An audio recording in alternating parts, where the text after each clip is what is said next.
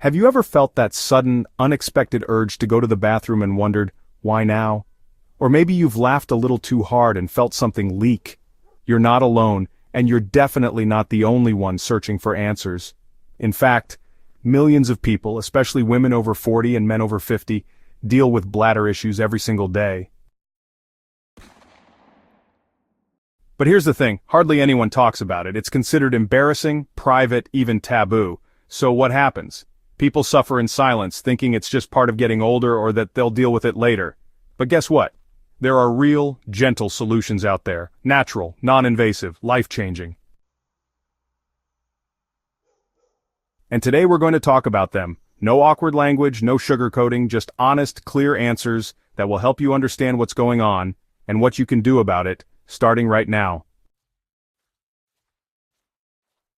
Let's break the silence on bladder health.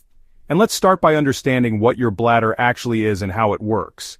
Your bladder is a hollow, muscular organ located in your pelvis. It's responsible for storing urine that's produced by your kidneys. When you're ready to go, your bladder contracts and sends urine down through the urethra and out of your body. It sounds simple, right? But when something interferes with this process, whether it's an infection, weak muscles, nerve damage, or even dietary choices, your bladder's smooth rhythm can suddenly become unpredictable, uncomfortable, or even painful. One of the most common issues is overactive bladder, or OAB. This happens when the muscles of the bladder contract too often or at the wrong times. You might feel like you have to pee all the time, even when there's not much in your bladder. Then there's stress incontinence, leaking a little urine when you sneeze, laugh, cough, or lift something heavy. It's more common in women who've given birth, but men can experience it too, especially after prostate surgery. And let's not forget urinary tract infections, or UTIs, which can cause burning, urgency, and discomfort. These infections are incredibly common but are often misdiagnosed or mistreated, especially in older adults. But what causes these issues? A lot of people assume it's all about aging, and yes, age plays a role, but it's not the full story. Hormonal changes, especially in women during menopause, can thin the lining of the urethra and decrease muscle strength. In men, an enlarged prostate can block the flow of urine and cause bladder strain. Certain medications, dehydration, constipation, and even anxiety can affect how your bladder behaves. And here's something many people don't realize: your diet plays a huge role in bladder health. Yes, the food and drinks you consume every day could be irritating your bladder without you even knowing it. For instance, caffeine, alcohol, carbonated drinks, spicy foods, citrus fruits, artificial sweeteners. These are all common bladder irritants. They can overstimulate the bladder, leading to urgency frequency or even pain. But there's good news. Some foods and herbs can actually soothe your bladder. We'll talk about that in detail soon, but first, let's talk about something just as important: your pelvic floor. Your pelvic floor is a group of muscles that support your bladder, bowel, and reproductive organs. When these muscles are strong, they help keep everything in place and functioning properly. But when they're weak, as can happen from pregnancy, childbirth, aging, or lack of movement, you may start experiencing leaks, urgency, or even prolapse. Strengthening your pelvic floor through specific exercises, like Kegels, can significantly improve your bladder control. And if you're thinking, Kegels don't work for me, you might not be doing them correctly, or you might need a guided pelvic floor therapy plan. Yes, they take time, but the results are often life-changing. Another overlooked issue is bladder retention, or not being able to empty your bladder fully. This can lead to repeated infections, discomfort, and even kidney issues if left untreated. Sometimes it's caused by nerve damage, like in diabetes, or side effects from certain medications. Other times it's linked to anxiety or trauma. But again, there are non-invasive, gentle methods to encourage better emptying, like timed voiding, posture changes, or even bladder retraining techniques. Now let's talk about one more critical but silent issue, nocturia, or waking up several times at night to urinate. This disrupts your sleep and increases your risk of falls, especially in older adults.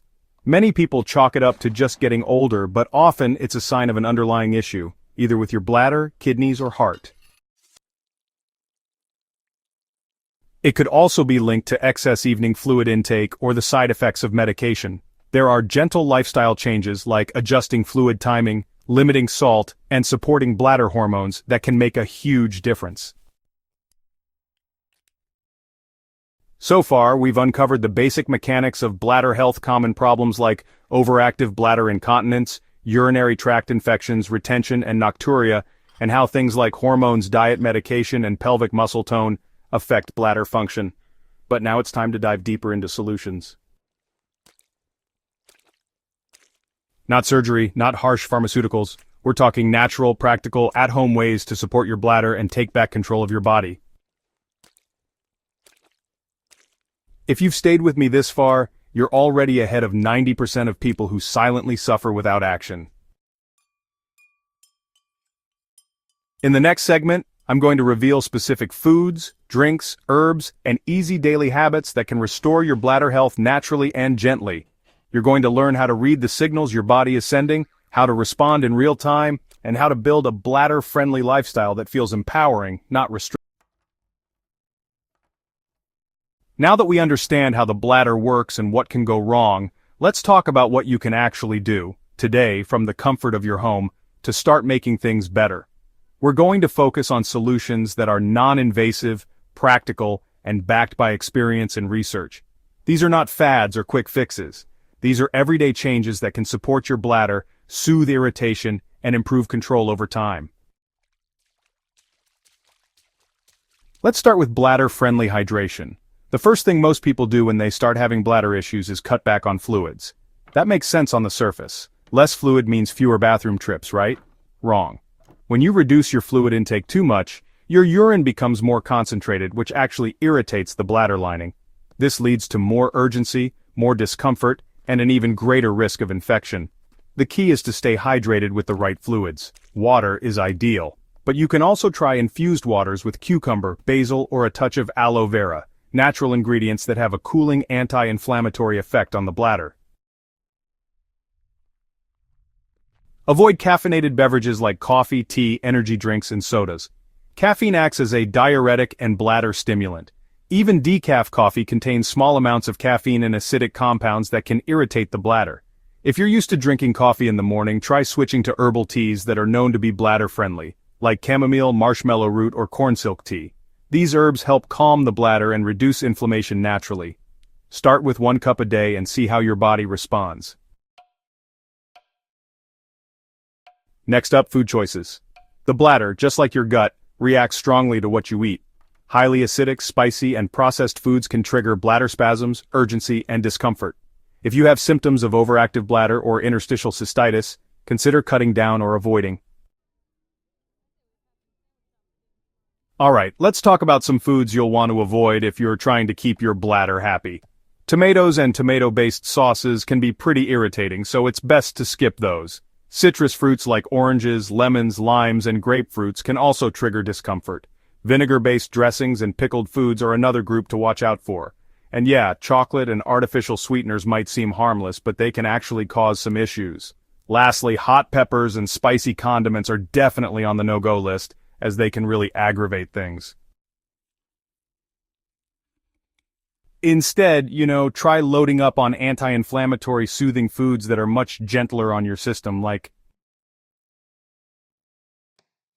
pears. They're gentle on the bladder and high in fiber, which is a great combo. Bananas are another good choice since they're rich in potassium and help support muscle function. Coconut water is super hydrating and has a nice cooling effect. Sweet potatoes are packed with complex carbs and rich in magnesium, making them a solid option. Oats can help calm both your digestive and urinary systems. And finally, barley water, that's an old-school remedy, but it can actually help reduce UTI frequency and improve bladder tone.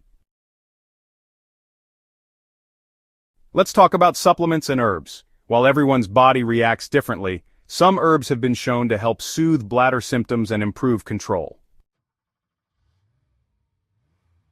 Pumpkin seed extract, especially helpful for men with an enlarged prostate and bladder leakage. Horsetail acts as a mild diuretic, reducing fluid buildup. Uvea ursi, also known as bearberry, is traditionally used to fight urinary tract infections and reduce bladder inflammation. Magnesium citrate relaxes bladder muscles and helps prevent spasms. Vitamin D3 plays a role in pelvic floor health and immune support. Cranberry, especially unsweetened, can be helpful for preventing bacterial adhesion in the urinary tract, but it's not always a cure-all. It's important to introduce one change at a time so you can track what's working and what's not. Keep a bladder diary for a week. Write down when you drink, when you pee, what you eat, and how you feel. This one tool can give you powerful insight into your triggers and patterns. Let's not forget about movement. You really don't need to run a marathon, but sitting too long puts pressure on the bladder and pelvic muscles. Gentle walks, light stretching, and pelvic floor exercises should become a part of your routine. Pelvic tilts, deep squats, and yoga poses like child's pose and bridge pose can relieve pressure and improve muscle tone. And hey, if you're unsure about doing Kegels correctly, consider seeing a pelvic floor therapist. These professionals specialize in retraining the muscles that help you control urine flow and support your organs. One often overlooked bladder stressor is constipation. When your bowels are backed up, they can push against the bladder and reduce its capacity. This leads to frequent urges, leakage, and discomfort. Make sure you're getting enough fiber through fruits, vegetables, whole grains, and drinking enough water. Adding chia seeds, psyllium husk, or ground flax seed to your meals can gently improve bowel movements without irritating your system. For people dealing with nocturia, waking up to pee at night, there are a few simple tweaks that can help.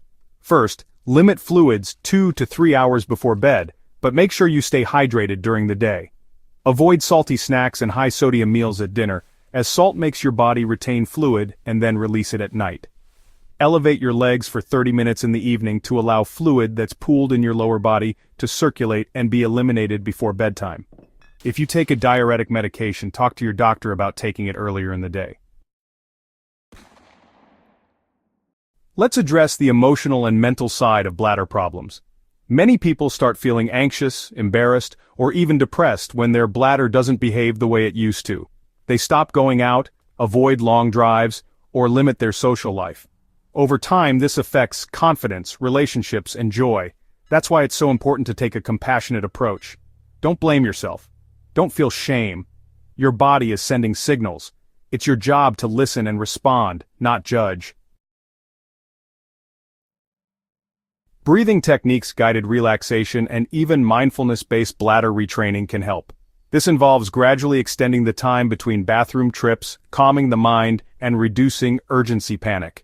Pair this with regular self-care, and you create a foundation of strength that improves both physical and emotional symptoms.